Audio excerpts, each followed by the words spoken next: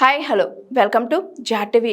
Job calendar 2 లక్షల ఉద్యోగాలు ఇస్తామన్న రేవంత్ రెడ్డి ఇవాళ హోటల్లో పని చేసుకోండని నిరుద్యోగులను అవమానించే విధంగా మాట్లాడుతున్నాడు. నిరుద్యోగ యువత తిరగబడే రోజులు దగ్గరున్నాయి. నీ కాంగ్రెస్ పార్టీని బొంద పెట్టడం ఖాయమని అన్నారు మాజీ మంత్రి ఎమ్మెల్యే హరీష్ రావు. నోటిఫికేషన్లు ఇవ్వాలని ధర్నా కార్యక్రమాలు చేస్తా ఉన్నారు. ఈరోజు రాష్ట్ర ప్రభుత్వము ముఖ్యమంత్రి ఏమో ఉద్యోగులు నోటిఫికేషన్లు వద్దంటున్నారని బుకాయిస్తా ఉన్నాడు. ఇవాళ ఈ లైబ్రరీలో ఉన్నటువంటి యువత గత 2.5 సంవత్సరాలుగా ఎప్పుడు నోటిఫికేషన్లు వస్తాయా, ఎప్పుడు మేము జీవితంలో స్థిరపడతామని ఎంతో ఓపికగా ఎదురు చూస్తూ ఉంటే 2.5 ఏళ్లుగా రేవంత్ రెడ్డి నోటిఫికేషన్లు ఇచ్చిందే లేదు. ఆనాడు రాహుల్ గాంధీని తీసుకొచ్చి అశోక్ నగర్ సెంట్రల్ లైబ్రరీ మెట్ల మీద కూర్చొని మొదటి ఏడాదిలోనే 2 లక్షల ప్రభుత్వ ఉద్యోగాలు నింపుతామని నమ్మించారు. ఫుల్ పేజ్ అడ్వర్టైజ్మెంట్లు ఇచ్చారు. అన్ని పత్రికల్లో కూడా కాంగ్రెస్ ప్రభుత్వం అధికారంలోకి వచ్చిన మొదటి ఏడాదిలోనే 2 లక్షల ప్రభుత్వ ఉద్యోగాలని నమ్మబలికారు. ఆనాడు నిరుద్యోగులందరినీ కూడా ఒకతాటి మీదకి తెచ్చి బస్సు యాత్రలు పెట్టించి గ్రామాల్లోకి పంపించి పట్టణాల్లోకి పంపించి కాంగ్రెస్ కోటేయండి 2 లక్షల ఉద్యోగాలు వస్తాయని చెప్పించారు. తల్లిదండ్రులకు కూడా అమ్మ కాంగ్రెస్ కోటేస్తే మాకు ఉద్యోగం వస్తుందని చెప్పి ప్రచారం చేయించుకున్నారు. తల్లిదండ్రుల చేత కూడా ప్రచారం చేయించుకున్నారు. ఆనాడు నమ్మించారు, నేడు వంచింది.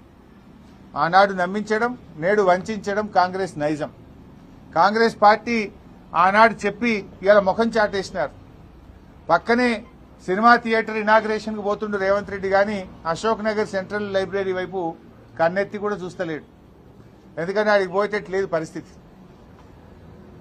ఇవాళ ఎంత దుర్మార్గం అంటే ఏ అశోక్ నగర్ సెంట్రల్ లైబ్రరీకి దగ్గరికి పోయి ఆనాడు నిరుద్యోగులకు నమ్మించి ఓట్లేయించుకున్నాడో ఇవాళ అదే అశోక్ నగర్ సెంట్రల్ లైబ్రరీలో పోలీసుల చేత పిల్లల వీపులు పగలగొట్టిస్తున్నాడు రేవంత్ రెడ్డి. పోలీసుల చేత రక్తాలు గారించే విధంగా పిల్లల్ని కొట్టిస్తున్నాడు రేవంత్ రెడ్డి. సెంట్రల్ లైబ్రరీకి తాళాలు వేసి దాన్ని పోలీసుల నిలయంగా మార్చిండు రేవంత్ రెడ్డి. నేను అడుగుతా ఉన్నా, బల్మూరి వెంకట్లో ప్రొఫెసర్ కోదండరామ్ గారు, రేవంత్ రెడ్డి గారు, బట్టి విక్రమార్కలో ఎందుకు మీ గొంతులు మూగబోయినాయి? ఆ రోజు పెద్ద పెద్ద మాటలు చెప్పింది కదా. ఆనాడు కేసీఆర్ గారు 2 లక్షల ఉద్యోగాలకు నోటిఫికేషన్ ఇచ్చారు. 1,60,000 ఉద్యోగాలు మేము నింపాం. బీఆర్ఎస్ హయాంలో 1,60,000 నింపినాం. ఆ మిగిలిన వాటికి నువ్వు కాగితాలు పంచి నేనే పంచినా అని చెప్పుకుంటున్నావు. మొన్న అసెంబ్లీలో అసలు నువ్వు ఇచ్చిన ఉద్యోగాలేని రేవంత్ రెడ్డి నీ ప్రభుత్వం వచ్చినాక అంటే అసెంబ్లీలో ముఖ్యమంత్రే సమాధానం చెప్పిండు 16,000. నువ్వు ఇచ్చింది 16,000. ఇస్తానన్నది 2 లక్షలు, ఇచ్చింది 16,000. మరి మిగతా 1,84,000 ఉద్యోగాలు ఎప్పుడు ఇస్తావు? మరి ఆ మిగతా 1,84,000 ఎప్పటిలోకి ఇస్తావు? ఆల్రెడీ సగం పీరియడ్ అయ్యిపోయింది. 2.5 సంవత్సరాలు అయ్యిపోయింది నీది. ఇంకా నీ నోటిఫికేషన్ ఎప్పుడు, పరీక్ష ఎప్పుడు, ఫలితాలు ఎప్పుడు, ఉద్యోగాలు ఇచ్చుడు ఎప్పుడు? పోలీస్ డిపార్ట్మెంట్ లో 19,000 ఖాళీలు ఉన్నాయని నిన్న డీజీపీ చెప్తా ఉన్నాడు. మరి ప్రభుత్వం 19,000 ఖాళీలుంటే ఎందుకు పోలీస్ నియామకాలకు నోటిఫికేషన్ ఇస్తలేరు? 5,000కే ప్రభుత్వం అనుమతి ఇచ్చిందట. అంటే ఇంకా మిగతా 14,000 ఆపు పెడతావా రేవంత్ రెడ్డి? నువ్వే హోంమంత్రివి, నువ్వే ముఖ్యమంత్రివి. ఆనాడు జీవో 46 గురించి కూడా రెచ్చగొట్టి మాట్లాడినావు. పోలీస్ ఖాళీలు నింపాలన్నావు. ఆనాటి బీఆర్ఎస్ ప్రభుత్వం ఎప్పటికప్పుడు పోలీస్ నియామకాలు చేసింది. 40,000 constable, SI, civil, AR, armed reserve forces అన్ని రకాల ఉద్యోగాలు 40,000 పోలీసు ఉద్యోగాలు నింపింది. నువ్వు ఈ రోజు వరకు ఒక్క పోలీస్ నోటిఫికేషన్ కూడా ఇవ్వలేదు 2.5 సంవత్సరాల్లో. వెంటనే ఖాళీగా ఉన్న 19,000 కానిస్టేబుల్, ఎస్ఐ ఉద్యోగాలకు నోటిఫికేషన్ ఇవ్వాలని చెప్పి డిమాండ్ చేస్తా ఉన్నాం. అదేవిధంగా ఇవాళ ఎడ్యుకేషన్ కమిటీ రిపోర్ట్ ఇచ్చింది. విద్యా కమిషన్ అని వేసినావు నువ్వు. ఏమైంది కమిషన్ రిపోర్ట్? చెత్తబుట్ట దాఖలైందా? విద్యా కమిషన్ రిపోర్ట్ ఎందుకు నువ్వు డిలీట్ చేసినావు? విద్యా కమిషన్ రిపోర్ట్ ఎందుకు బయట పెట్టలేవు? ఇవాళ రాష్ట్ర వ్యాప్తంగా దాదాపు 30,000 ఉపాధ్యాయ పోస్టులు ఖాళీగా ఉన్నాయని లెక్కలు చెప్తా ఉన్నారు. మరి ఆ 30,000 ఉద్యోగాలు ఎప్పుడు నింపుతావు? మెగా డిఎస్సి అని ఊరించిన నువ్వు ఇవాళ ఇప్పటిదాకా ఎందుకు డిఎస్సి నోటిఫికేషన్ ఇస్తలేవు? మెగా డిఎస్సి కాస్త దగా డిఎస్సి అయిపోయింది. తక్షణమే రాష్ట్రంలో ఖాళీగా ఉన్న ఎస్జిటి స్కూల్ అసిస్టెంట్ పోస్టులకు మెగా డిఎస్సి విడుదల చేయాలని చెప్పి కూడా ఈరోజు మేము డిమాండ్ చేస్తా ఉన్నాం.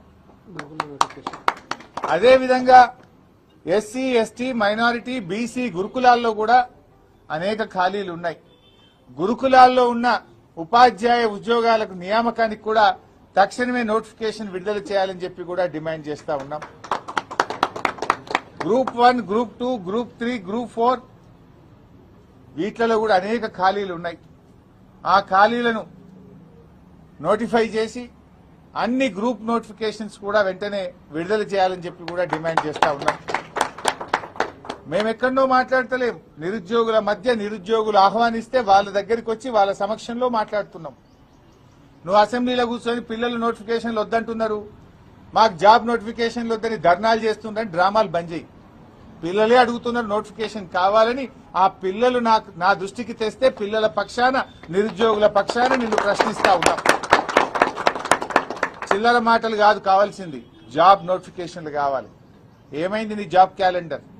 అసెంబ్లీలో జాబ్ క్యాలెండర్ గా విడుదల చేసినావు, అది చిత్తుగాయిదం అయిపోయింది. నీ జాబ్ క్యాలెండర్ లో ఒక్క నోటిఫికేషన్ వచ్చిందా?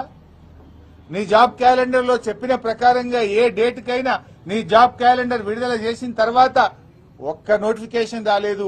నీ జాబ్ క్యాలెండర్ జాబ్లెస్ క్యాలెండర్ అయిపోయింది. స్క్రాప్ చిత్తుగాయిదం అయిపోయింది నీ జాబ్ క్యాలెండర్. నీ మాటలు బోగస్, నీ చేతలు బోగస్, అంతా బోగస్ అయిపోయింది కాంగ్రెస్ ప్రభుత్వం. నిరుద్యోగ భృతి ఒక దగ, ఆడపిల్లలకు స్కూటీలు ఒక దగ, విద్యార్థులకు ఉద్యోగులకు నోటిఫికేషన్లు జాబ్ నోటిఫికేషన్లు ఒక దగ, ఫీజు రియంబర్స్మెంట్ ఉన్న పథకాన్ని ఎత్తిపడేసినావు నువ్వు. ఇవాళ చదువుకునే పిల్లలకు ఫీజు రియంబర్స్మెంట్ లేకుండా విద్యకు కూడా పిల్లల్ని దూరం చేస్తా ఉన్నావు. ఏమంటుండ్రు రేవంత్ రెడ్డి? హోటళ్లలో పనిచేయాలన్నట, చిప్పలు కట్టుకొని పనిచేయాలనా? ఉద్యోగాలు ఏవా రేవంత్ రెడ్డి అంటే? ఉద్యోగాలు లేవు, ఐటీ పోతుంది, వచ్చింది, హోటళ్లలో పనిచేయండి అంటుండు. అంటే ఏమడుగుతున్నావు? నువ్వు బోలు కట్టుకోమంటున్నావా? హోటళ్లలో సర్వీస్ చేయమంటున్నావా? మా పిల్లలు పీజీలు చేసింది, గ్రాడ్యుయేట్లు అయింది, డాక్టరేట్లు పొందింది, బీఈడీలు చదివింది, హోటళ్లలో పనిచేయడానికి రేవంత్ రెడ్డి? ఇలా నిరుద్యోగుల్ని అవమానపరుస్తున్నావు నువ్వు. 2 లక్షల ఉద్యోగాలు ఇస్తాన నువ్వు హోటళ్లలో పనిచేసుకోండి, ప్రైవేట్లో పనిచేసుకోండి అని ఇవాళ నిరుద్యోగ యువతను అవమానపరిచే విధంగా రేవంత్ రెడ్డి గారు మాట్లాడుతూ ఉన్నారు. నువ్వు ఇచ్చిన మాటకు నిలబట్టవా? లేదా ఏ యువతనైతే నీకోసం పనిచేసిందో ఆ యువత తిరగబడుతుంది, జాగ్రత్త అని హెచ్చరిస్తా ఉన్నాం. ఏ నిరుద్యోగులైతే నీ కాంగ్రెస్ పార్టీకి పనిచేసిండ్రో రేపు ఆ నిరుద్యోగులే నీ కాంగ్రెస్ పార్టీకి మరణ శాసనం రాస్తారు, జాగ్రత్త అని చెప్పి హెచ్చరిస్తా ఉన్నాం. అయ్యా భట్టి గారు, నువ్వే ఇచ్చినావు అసెంబ్లీలో జాబ్ క్యాలెండర్. మరి నీ జాబ్ క్యాలెండర్కి ఏమైనా ఉన్నదా? అసెంబ్లీలో చెప్పిన మాటకి ఏమైనా విలువ ఉన్నదా? ఎందుకు నోటిఫికేషన్లు ఆలస్యం చేస్తా ఉన్నారు? What is the reason?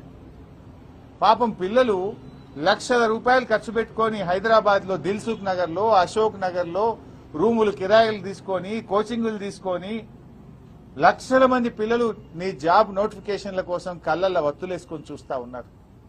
అనేక జిల్లా కేంద్రాల్లో పిల్లలు లైబ్రరీల్లో కూర్చొని రాత్రి పగళ్ళు ఎప్పుడు నోటిఫికేషన్ వస్తుందా అని కష్టపడి చదువుకుంటా ఉన్నారు. అరే ఏజ్ రిలాక్సేషన్ ఇవ్వంటే ఇవ్వవు నువ్వు, అటు జాబ్ నోటిఫికేషన్ ఇవ్వవు, ఏజ్ రిలాక్సేషన్ కూడా ఇస్తలేవు. ఆనాడు బీఆర్ఎస్ 10 సంవత్సరాలు ఏజ్ రిలాక్సేషన్ ఇచ్చింది. నువ్వెందుకు ఏజ్ రిలాక్సేషన్ ఇస్తలేవు? ఎందుకు దాన్ని 34కే పరిమితం చేస్తా ఉన్నావు? ఎందుకు మొండి పట్టుదలకు పోతా ఉన్నావు? ఆ రోజు ఏమన్నావు?